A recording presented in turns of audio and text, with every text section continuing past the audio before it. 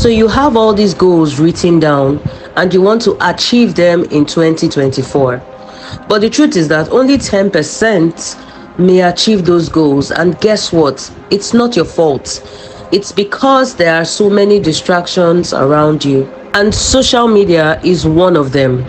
There are so many apps on your phone right now that you spend so much time on them without even noticing that it's taking all your attention, and you cannot even focus on anything else. Well, think about it.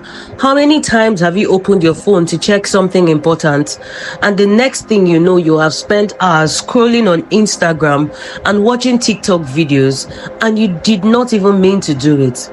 If you keep doing this same thing over and over again, you will find yourself not achieving your set goals. Every year you keep telling yourself, this is going to be my year, and yet it never is, because you keep letting yourself down, and to make it worse, you also let your loved ones down. Now, are you going to be among the 10% who will achieve their written goals in this year 2024, or are you going to be among the 90% who won't?